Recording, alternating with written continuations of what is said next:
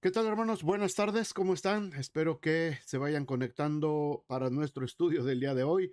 Vamos al tema número 2 de la carta a los Gálatas, un tema muy interesante titulado Otro Evangelio, otro Evangelio. ¿Qué fue lo que pudo motivar a los Gálatas a cambiar de doctrina de la noche a la mañana?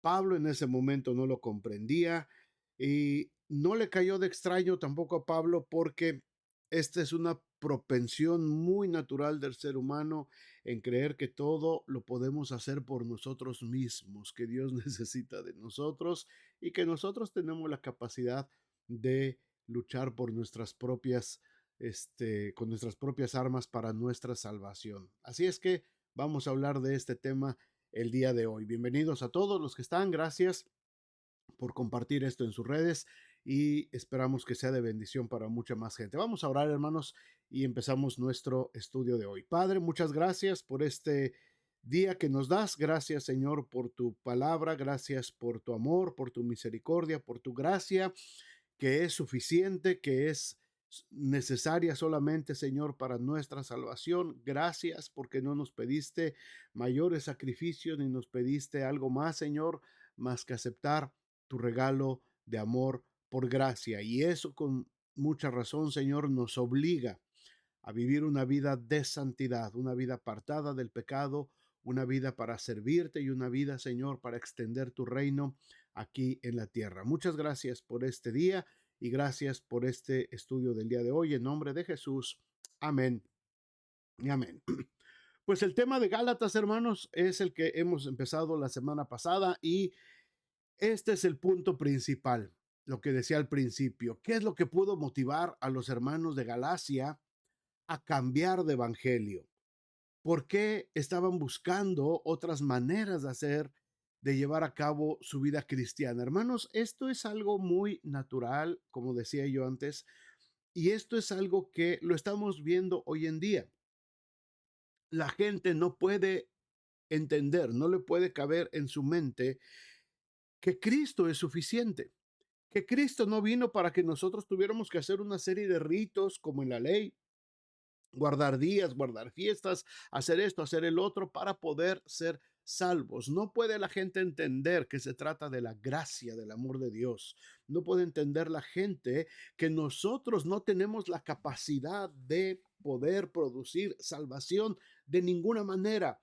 Ahora, ¿por qué Dios no quiere que nosotros intervengamos en el proceso de nuestra salvación?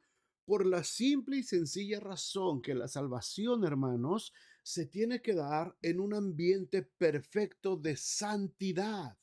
Y la salvación solamente se pudo dar en el contexto de la muerte y de la resurrección de el Santo, de Jesucristo, el Hijo de Dios. Así es que nosotros con nuestras obras no podemos intervenir, no podemos aportar nuestras obras para ayudar a nuestra salvación. Cristo lo es suficiente, pero la gente no lo puede entender. Y la gente en este tiempo no lo puede entender. Y la gente en este tiempo sigue con el mismo problema de los judaizantes y de otro tipo de religiones, tratando de o pensando que en la medida que nos portemos mejor, entonces, o que hagamos más cosas a favor de Dios, entonces seremos más aptos o seremos más aceptos o nuestra salvación tendrá un grado mayor. No, salvación solamente hay una, punto. No hay quien es más salvo o quien es menos salvo. Aquí no hay tibiezas ni colores grises. Aquí o eres salvo o eres condenado. Aquí o eres hijo de Dios o eres hijo del infierno. Aquí o eres un santo o eres un pecador. No hay términos medios. Ahora, Cristo nos salva, Cristo nos redime de la maldición de la ley, Cristo nos hace libres. Ahora mi responsabilidad es vivir en consecuencia de esa salvación que he recibido. No es que yo me aparte del pecado, no es que yo deje de hacer todas las obras de las tinieblas para ganarme un poquito más de mi salvación. No, no, no es así. Al contrario, es porque ya soy salvo, porque el Señor ya me dio su salvación. Ahora mi compromiso con Él es amarle, servirle y vivir una vida digna de esa salvación. Para eso el Señor murió por nosotros. Pablo vuelve a indicar en esta carta que ese camino, el camino de querer hacer algo para nuestra salvación, nos lleva solamente a la frustración y al fracaso. No podemos agregar nada a la obra redentora que el Señor hizo en la cruz. No se puede agregar nada más. Fue completa. No hay nada más que hacer. Así es que vamos a ver los siguientes versículos que el apóstol Pablo habla aquí. Versículo 6. Vamos ahí en sus Biblias, por favor, al versículo 6. Dice del capítulo 1.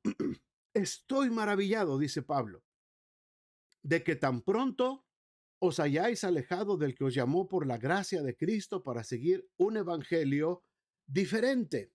Dice, no que haya otro, sino que hay algunos que os perturban y quieren pervertir el evangelio de Cristo, mas si aún nosotros o un ángel del cielo os anunciare otro evangelio diferente del que os hemos anunciado, sea anatema. Como antes hemos dicho, también ahora lo repito. Si alguno os predica diferente evangelio del que habéis recibido, sea anatema. Pablo expresa extrañeza por lo fácilmente que los destinatarios de esta carta se habían apartado del evangelio que les había enseñado y llama anatema a aquellos a quienes trataran de cambiarlo. Ahora, aunque fueran creyentes que apoyaban al apóstol, cualquiera que intentara modificar el concepto de la gracia, el concepto de la salvación, merecía ser condenado. Pablo considera la santificación como parte íntegra del mensaje del Evangelio, pero eso incluye en su censura a los que pervertían ese concepto en especial. Es decir, mucha gente pensaba que en la medida que íbamos ganando santidad o que vamos haciéndonos más santos, apartándonos del pecado, vamos ganando más salvación. No es así, no es así. Pablo condenó a quienes enseñaban que los creyentes debían de cumplir la ley de Moisés porque era evidente que ya se habían alejado de Dios. El verbo que emplea se usa en griego para referirse a la deserción militar o a la revolución política. ¿De qué se habían alejado los Gálatas? No de algún sistema doctrinal ni de la iglesia, sino del que nos llamó. De ahí es de donde habían, se habían apartado. Miren lo que dice el versículo 6, de que pronto os hayáis alejado o que hayáis desertado, es el término militar, ¿verdad? De que hayáis renunciado del que os llamó. No está hablando Pablo aquí de un sistema de religión, no está hablando Pablo aquí de un sistema de la ley, sino está hablando de Jesucristo mismo. Habían abandonado al Señor con el fin de seguir un evangelio totalmente diferente, de una clase distinta. De hecho, su doctrina no podía considerarse como un evangelio porque no daba buenas nuevas. El evangelio significa buenas nuevas, buenas noticias. Pero lo que ellos estaban siguiendo no les traía buenas nuevas, todo lo contrario, les traía ataduras y les traía cadenas y les traía condenación. Todas las religiones no cristianas, hermanos, y volvemos a enfatizar en esto, todas las religiones fuera del Señor, inclusive la de los judaizantes, incluida la ley de Moisés, se basan en lo que la gente debe comprometerse de acuerdo a las leyes establecidas por Dios con el fin de satisfacer su justicia. Dios puso leyes, sí, en el Antiguo Testamento. Y la gente que seguía la ley estaba colaborando con su justicia, pero todavía no venía Cristo. Así es que cuando Cristo viene, cumple en él la misma ley, toda la ley, el peso de la ley, la maldición de la ley es sobre él para librarnos a nosotros de esa maldición de la ley. Las buenas noticias del Evangelio consisten en que aunque nunca lleguemos a cumplir perfectamente con las normas de Dios, Él nos ha perdonado Él nos ha justificado a través de la persona de su Hijo Jesucristo, quien nunca cometió ningún pecado y por otro lado murió por nosotros. Al confiar en Él como nuestro Salvador personal, tenemos vida ahora y vida eterna para siempre. Entonces, la salvación no depende de nuestra capacidad de agradar a Dios, sea pasada, sea presente o futura. La salvación, mis amados hermanos, no se basa en nosotros. Esta es una ideología muy actual en este tiempo, ¿verdad? Lo que nosotros hacemos, lo que nosotros valemos, lo que nosotros podemos, lo que hay adentro de nosotros, el poder que hay en nosotros, el empoderamiento que hay en nosotros, la capacidad de resiliencia y todo ese tipo de cosas que exaltan el esfuerzo del hombre por el hombre mismo para tratar de alcanzar las normas de Dios. No se trata de nuestras normas, no se trata de nuestra fuerza, no se trata de nuestro poder. Se trata de la gracia de Dios solamente. La perfecta obra consumada por Cristo en la cruz es suficiente. Somos perfectos porque estamos en Cristo. Punto. Nada más. Oye, pero todavía veo muchos rastros negativos en ti. Claro que sí, porque el Señor está perfeccionando su obra. Pero yo soy perfecto porque estoy en Cristo, no por lo que yo haga, no por lo que yo represente, no por mis esfuerzos, sino por la gracia de Cristo. Por eso Pablo enfatiza que si tratamos de agradar a Dios por nuestras buenas obras, negamos entonces el mensaje del Evangelio. Cuando yo estoy tratando de agradar a Dios con mis buenas obras, entendamos esto para salvación, no como una consecuencia o un fruto de mi salvación, cuando lo estoy haciendo porque yo sé que voy a agradar a Dios para tener más aceptación delante de Él, estoy negando el mensaje del Evangelio. Los Gálatas habían tergiversado la predicación de Pablo acerca de Cristo y estaban siguiendo otra doctrina, otro evangelio, cuyas noticias no eran tan buenas. El apóstol señala que quienes los habían engañado querían pervertir las enseñanzas acerca de Jesucristo. Observemos que habían dado ese paso de forma intencional, a propósito. Lo habían hecho así, no por una equivocación sincera, no que, ay, me equivoqué, dije algo que no debía. No, no, no. Ellos tenían toda la intención de alterar el evangelio, de alterar la doctrina de la gracia, de alterar la doctrina del amor de Dios y la suficiencia de Cristo. Habían decidido pervertir deliberadamente el evangelio, agregando las buenas obras a la esencia pura de la gracia. Es decir, eres salvo por gracia, por fe, sí, pero para conservar tu salvación tienes que vivir en buenas obras. Debido a esto, Pablo muestra poca paciencia para con los maestros falsos que se habían dedicado a perturbar a sus discípulos y les dirige una maldición llamándoles directamente anatema.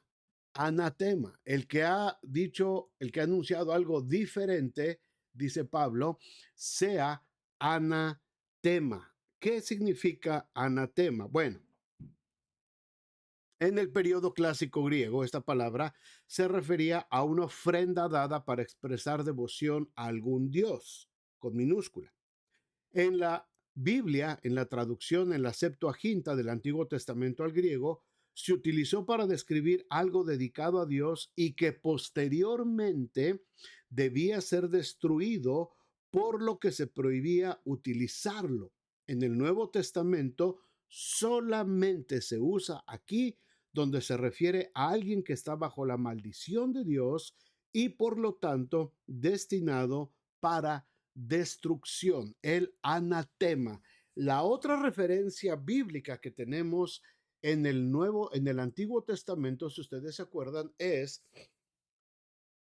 cuando empieza la época de la conquista, ¿verdad? Y cuando entran a Jericó, se les había dado la instrucción a los que iban a entrar a conquistar, no van a tomar nada, nada del botín, nada pueden tomar, porque todo eso es anatema, es decir, todo eso es prohibido, es abominación al Señor.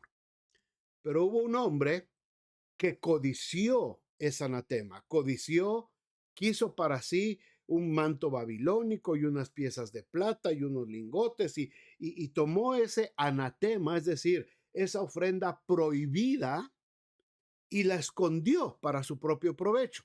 Es el mismo principio, hermanos, es el mismo principio. Lo que sucedió fue que ese hombre tuvo que ser expuesto y fue destruido, no solamente él, sino toda su familia. Toda su familia tuvo que morir, apedreada en el campamento, y hasta sus animales, ¿verdad? A causa de haber tomado el anatema, algo que Dios había prohibido estrictamente. Ahora, en el Nuevo Testamento, en toda la doctrina, Jesucristo tampoco utilizó esta palabra, pero fíjense con qué dureza la utiliza aquí Pablo. Si aún nosotros o un ángel del cielo os anunciare otro evangelio diferente del que os hemos anunciado, sea anatema, esté bajo maldición, literalmente. Sea maldito aquel que anuncie otro evangelio diferente. Hermanos, estas son palabras muy fuertes que tenemos en la palabra de Dios. Cuando encontramos personas, hermanos, bueno, hermanos entre comillas, ¿verdad? Que de pronto empiezan a abandonar el verdadero evangelio y empiezan a llenar sus mentes con que ahora tenemos que hacer esto y esto. Es que el evangelio no es posible que sea nada más así de fácil.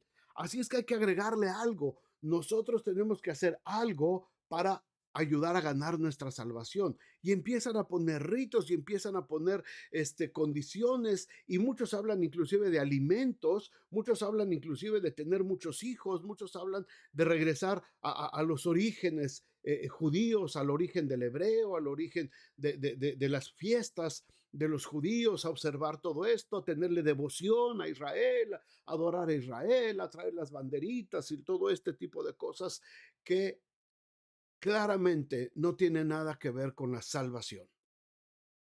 La salvación es Cristo resucitado, Cristo muerto en una cruz primero. Cristo ofrece su vida en la cruz y Cristo es resucitado con el poder de Dios. Y todo aquel que creyere e invocar el nombre del Señor será salvo. Punto. Ese es el Evangelio. No hay más. No hay más. Nadie tiene por qué añadirle, nadie tiene por qué quitarle. Si alguien lo hace, entonces sea anatema, sea maldito, esté bajo maldición. Y hay una secta muy fuerte en nuestros tiempos, ¿verdad? Cuya enseñanza se basa precisamente en esto, en que cierto ángel vino a un hombre a revelarle el tercer testamento.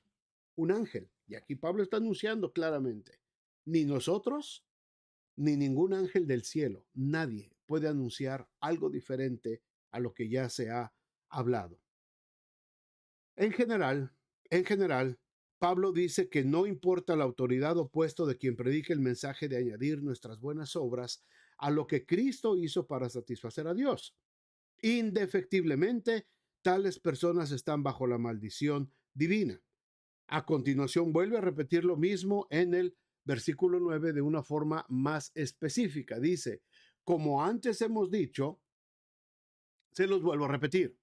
Si alguno os predica diferente evangelio del que habéis recibido, sea entonces anatema, sea maldito, esté bajo maldición. Antes de dejar este tema, debemos reconocer que algunos se oponen a esta interpretación basados en lo que dice Filipenses capítulo 1. Vamos a verlo aquí. Filipenses capítulo 1 dice lo que dice aquí en Filipenses 1:27. Miren, vayan conmigo. Dice, solamente que os comportéis como es digno del Evangelio de Cristo, para que sea que vaya a veros o que esté ausente, oiga de vosotros que estáis firmes en un mismo espíritu, combatiendo unánimes por la fe del Evangelio. Ahora, No está hablando Pablo aquí, como algunas personas, algunos predicadores lo interpretan, que está hablando aquí de buenas obras, de que nos comportemos como es digno del Evangelio y que tenemos que hacer buenas obras para ser dignos del Evangelio. No, no, no, no, no, no. Pablo está hablando aquí de la persecución de los que se estaban oponiendo a él y que había que combatir unánimes, dice, por la fe del Evangelio. Pablo se alegra de ello porque de todos modos se seguían predicando las buenas nuevas. No se trata de un mensaje distinto, ¿verdad? Así es que al momento de estar siendo predicado, el Evangelio de Cristo, ¿verdad? Va a haber oposición, va a haber oposición. Pero esta oposición no significa que nosotros tengamos que hacer otro tipo de cosas para poder agradar a Dios. Así es que el Evangelio se sigue predicando. El Evangelio incluye la necesidad de satisfacer las demandas de Dios por medio de lo que nosotros hagamos solamente como una consecuencia, no para que nosotros ganemos salvación, sino porque ya tenemos la salvación, porque ya somos hechos hijos de Dios, porque somos nuevas criaturas. Entonces nuestras obras tienen que demostrar esa nueva vida que el Señor nos ha dado. Vamos a regresar a Gálatas entonces, capítulo 1, versículo 10. ¿Qué dice versículos del 10 en adelante? Empezamos con, dice, pues busco ahora, Pablo dice, pues busco ahora el favor de los hombres o el de Dios, o trato de agradar a los hombres, pues si todavía agradara a los hombres, no sería siervo de Cristo. Al siervo de Dios no le faltan opositores que le molestan continuamente. También Pablo los tuvo. Los judaizantes visitaban a las ovejas de las iglesias que él había fundado, vestidos como algunos misioneros de sectas modernas, con camisa blanca, pantalón oscuro, ¿verdad? Que nos llegan a visitar todavía. Tratan de añadir el Evangelio ciertas condiciones. A veces lo hacían en relación con la doctrina de la salvación y a veces con las enseñanzas paulinas acerca de la santificación, pero siempre pretendían agregar cosas que el hombre tenía que hacer. Pablo utiliza, hermanos, tres argumentos principales para responder a esta crítica personal. Primero, insiste en que el mensaje y llamamiento procedían de Dios. Busco el favor de Dios o el de los hombres. No venía de la gente. En segundo, afirma que ambos habían sido confirmados por los líderes reconocidos de la iglesia y finalmente su autoridad había sido reconfirmada cuando corrigió a Pedro. Vamos a ver esto. ¿Cuál fue el contenido de su mensaje que le fue revelado por Cristo? Versículo 10, ya vimos el 10, vamos al 11, dice, mas hago saber, hermanos, que el evangelio anunciado por mí no es según hombre, pues yo ni lo recibí, ni lo aprendí de hombre alguno, sino por revelación de Jesucristo. Pongan mucha atención en esto, hermanos. Este es un tema bastante interesante y que causa muchas dudas y preguntas dentro de la iglesia. Al empezar a defender su llamamiento y ministerio, Pablo demuestra que su mensaje no era de origen humano, sino que le había sido revelado por Cristo mismo, no por los hombres. Su interés no era agradar a los hombres, sino a Dios. Si el apóstol hubiera tratado de agradar a los hombres, diría lo que les agrada oír, es decir, que es posible santificarse a sí mismo por medio del esfuerzo propio. Sin embargo, su predicación procedía de Dios, por lo que no exalta el esfuerzo humano. El mensaje que predicaba provenía de forma directa del Señor Jesucristo, aunque estaba en contraposición con lo que él había creído durante toda su vida. Pablo había tenido una formación religiosa. Era el hombre más religioso que había en todo Damasco y todos los alrededores, Jerusalén, ¿verdad? Y él entendía la religión de una manera, pero cuando Cristo se le revela, entonces él tiene que cambiar su forma de pensar. Él tenía un compromiso fuerte con la religión, sí, como muchos quizás tuvieron un compromiso fuerte con la religión pasada.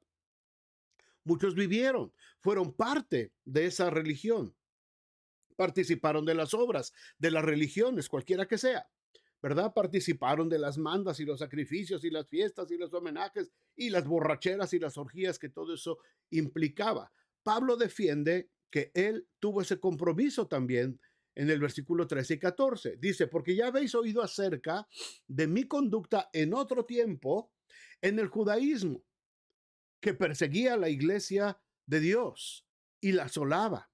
Y en el judaísmo aventajaba a muchos de mis contemporáneos en mi nación, siendo mucho más celoso de las tradiciones de mis padres.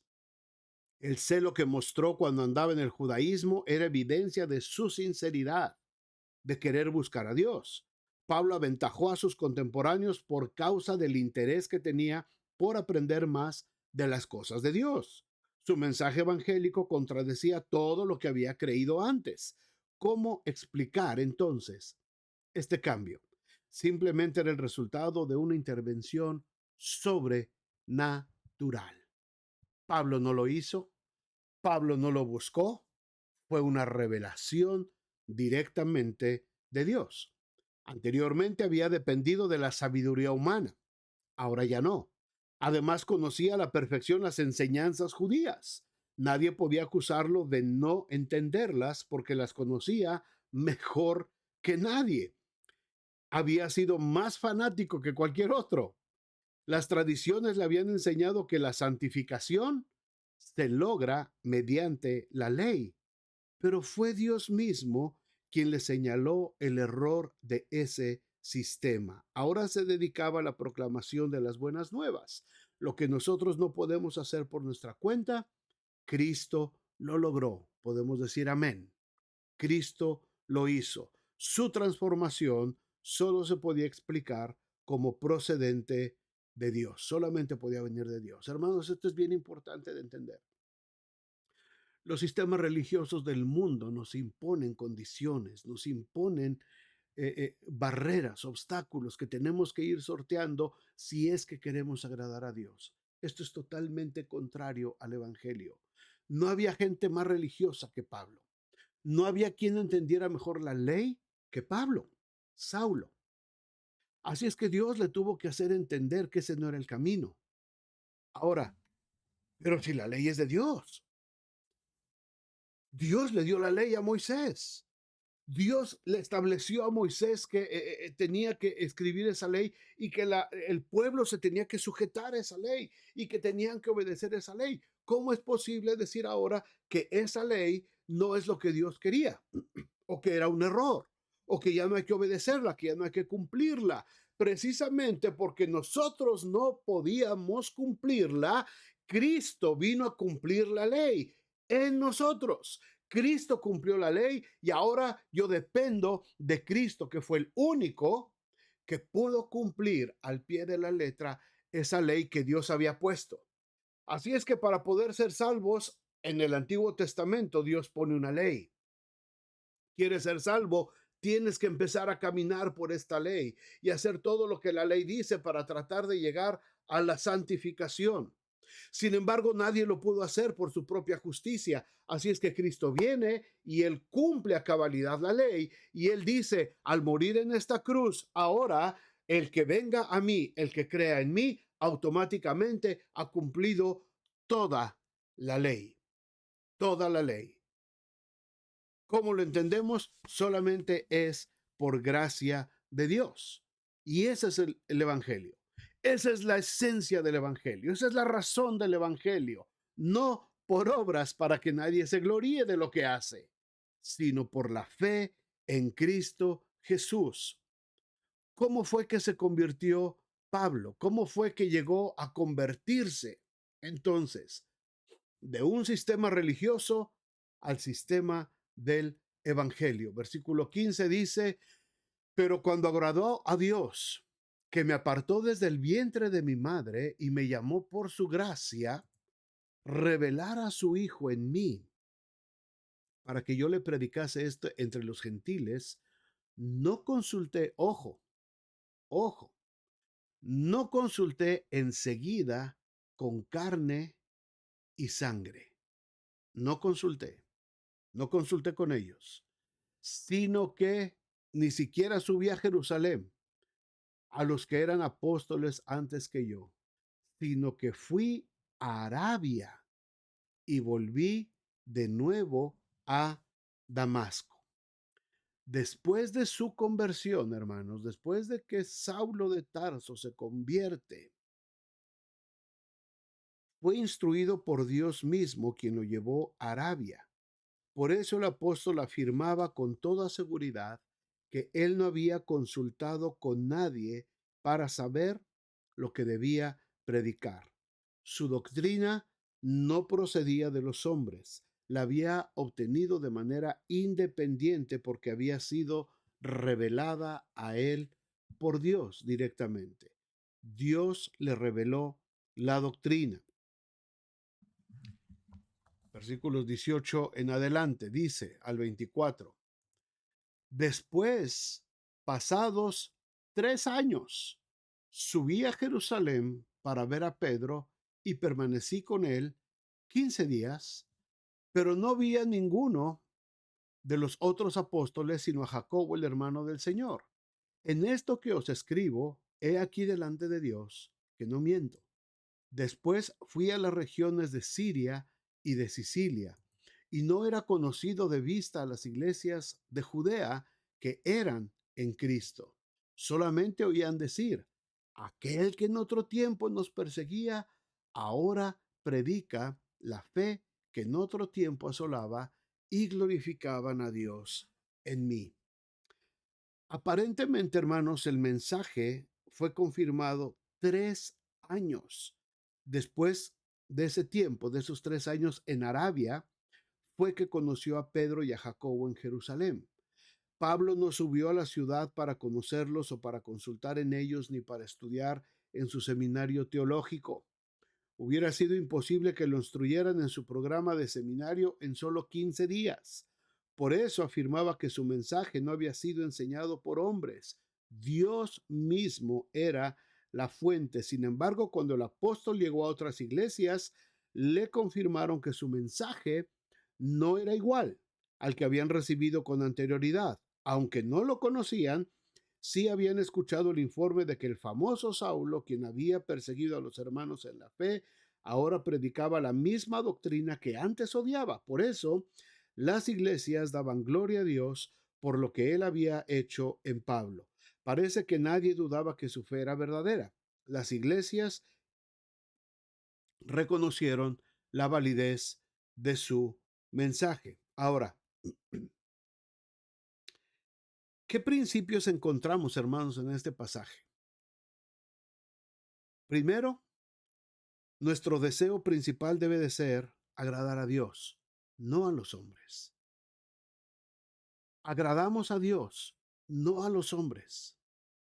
Hermanos, en todo lo que hacemos en la obra de Dios, en todo lo que hacemos dentro del trabajo de la obra de Dios, no buscamos el favor de los hombres.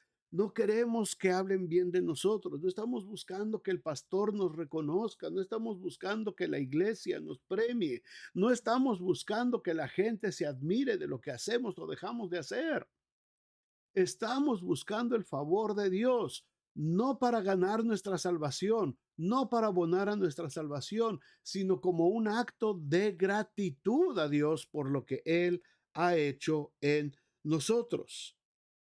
Mucha gente predica y eso lo estamos viendo en este tiempo. La gente está, los pastores, predicadores, misioneros, apóstoles, profetas, están predicando lo que la gente quiere escuchar. Les están hablando acerca del potencial que tienen adentro, les están hablando de prosperidad, les están hablando que Dios les va a librar de todos sus males, les están predicando. La gente quiere escuchar solamente cosas buenas, no quieren escuchar compromiso, no quieren escuchar responsabilidad, no quieren escuchar de santidad, no quieren escuchar de que hay un infierno que les está esperando a aquellos que no entreguen su vida a Cristo. La gente no quiere escuchar de eso. La gente no quiere escuchar que Cristo viene. La gente no quiere escuchar que tenemos que predicar y anunciar el evangelio de Jesucristo porque es la gran comisión que el Señor nos ha dado. La gente no quiere escuchar que en el mundo tendremos aflicción. La gente no quiere escuchar que la vida cristiana está compuesta de pruebas y tribulaciones. La gente quiere escuchar que todo está bien. La gente quiere escuchar que le va a ir bien. La gente quiere escuchar que Dios le va a dar todos sus caprichos. La gente quiere escuchar que Dios le va a abrir las ventanas y cielos nuevos y puertas abiertas. La gente quiere escuchar solamente cosas agradables que exalten su propio egoísmo y su propia forma de sentir. Es una forma del hedonismo cristiano. El hedonismo era la búsqueda del placer por el placer mismo. Los epicúreos eran los que hablaban de todo esta forma de religión. Buscar solamente aquello que es placentero para nosotros. Y mucha gente quiere ir a la iglesia solamente a esperar que por arte de magia se resuelvan todos sus problemas. La gente quiere escuchar eso. Pero nosotros buscamos agradar a Dios y no a los hombres. Y tenemos que predicar acerca de la santidad. Y tenemos que predicar en contra del pecado. Y tenemos que predicar en contra de todas esas ideologías que se están levantando. Aunque la gente les agrade y les guste, tenemos que señalar la mentira, el pecado, todo aquello que no es conforme al Evangelio de Jesucristo. ¿Cuántos estamos dispuestos a seguirlo haciendo? ¿Cuántos estamos dispuestos a seguir predicando el verdadero Evangelio de Jesucristo? Nuestro mensaje debe ser siempre la palabra de Dios, porque Él nos ha llamado a predicar, a proclamar su nombre, su evangelio. No nos mandó a predicar otra filosofía, no nos mandó a predicar otro tipo de evangelio. Nos llamó a predicar su evangelio. Hermanos, en en este tiempo que estamos viviendo, en esta presente generación, cada vez más, yo me he estado enterando, he estado escuchando cómo la gente se empieza a desviar, cómo se empieza a desviar. He escuchado gente que estuvo en nuestra iglesia, que fue parte de nuestra iglesia, que recibieron la sana doctrina y ahora se han apartado y están siguiendo otras doctrinas, están escuchando otras doctrinas. Y no solamente las están escuchando, sino que están confundiendo a los mismos hermanos de la iglesia. Nada menos ayer escuchaba de de un joven que conocimos en otra ciudad hace ya casi 20 años, cristiano, hijo de pastor, y ahora está en una iglesia donde les dicen que parte de la salvación y parte de la vida cristiana es tener muchos hijos. Y ya va por el séptimo hijo él. Hermanos, hay tanta confusión, hay tantas doctrinas. Otros hablan acerca de la forma de alimentación, que para poder ser salvos y para poder ser buenos cristianos, hijos de Dios, hay que comer de cierta manera, hay que practicar ciertas cosas. Otros le están poniendo ya fecha a la venida de Cristo. Cuando el Señor dijo, del día y la hora nadie sabe, ni los ángeles, solamente mi Padre que está en los cielos. Y muchos predicadores se están atreviendo ya a ponerle fecha a la venida de Cristo, contrario a lo que el Señor mismo enseñó. Y como este tipo de aberraciones, de evangelios nuevos que están saliendo, hermanos, se está inundando las redes sociales y se están inundando las predicaciones en los púlpitos. La invitación es, número uno, busquemos solamente del Señor, hermanos. Busquemos solamente el Evangelio de Cristo. Cristo es suficiente. Cristo es suficiente. El sacrificio de Cristo es suficiente para nosotros. No necesito hacer nada más para ganar mi salvación. Cristo es suficiente. Nada más. ¿Tengo que predicar el Evangelio? Sí. ¿Tengo que vivir una vida de santidad? Sí. como una consecuencia de lo que Cristo ya hizo en mí.